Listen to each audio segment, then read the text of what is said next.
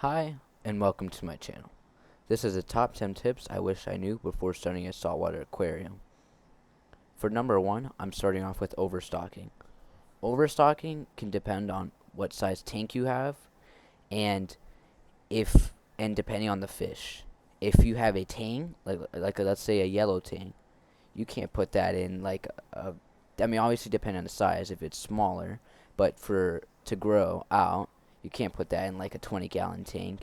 You would have to put that in a 100-gallon tank or so. So overstocking was a big thing I wish I knew. But you could put two clownfish in a 10-gallon tank with maybe, let's say, a neon goby or some sorts, and that would be perfectly fine. To go into my second thing, it would be that you can make saltwater at home. And I never knew that. I thought you would have to go buy saltwater at the store every time you needed a saltwater change. So every month or so, I would have to go buy saltwater, and fresh water as well. And I did not know that, and it was extremely unhelpful, and not knowing and time consuming. And now I know you can make it at home. It's the salt. You put it into a bucket. You can put some type of pump, and it will make it, and you'll make salt water, and you check salinity, and you'll make sure your fresh water is all good. Now, for my third thing, would be phosphate pads. Phosphate pads help reduce your phosphates, obviously, phosphate pads. They, you can put them in your filter, depending on what filter you have.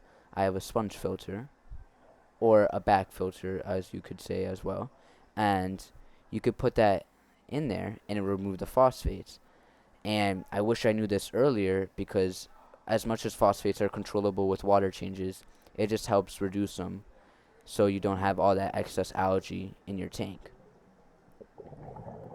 Now, fourthly would be invertebrates, and specifically to mix and match invertebrates so that they're perfectly fine to be together, because they will kill each other depending on the circumstances of the tank and how they're matched up.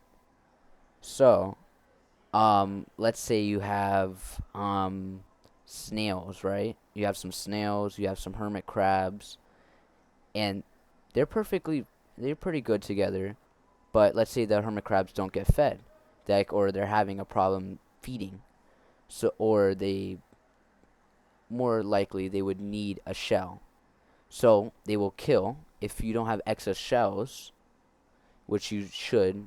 You should get excess cells and put it in your tank so your hermit crabs can move to the excess cells. But that that would be pretty much it for the snails, because they would die because they're defenseless besides their shell, but the hermit crab would kill them. Or let's say just a electric blue hermit crab with like a red legged hermit crab. You would have you might have a problem with them killing each other just because they're different, breed of them. So you just have to mix and match them all right, and that's something I had a problem with. And I would buy hermit crabs, and I'd be like, oh, why are they dying? And now I bought 4 hermit crabs, and I've had them for a little while now. And lastly would be that you're gonna make mistakes. One or two fish are gonna die every not once in a while, but when you're first starting out, you might kill. Let's say you're starting out with your tank, you're cycling. You might kill the damsel. Shouldn't kill it, but or a clownfish, but you know what I mean. We all make the mistake of, oh, maybe it's high ammonia, it's high nitrates. You know what I mean?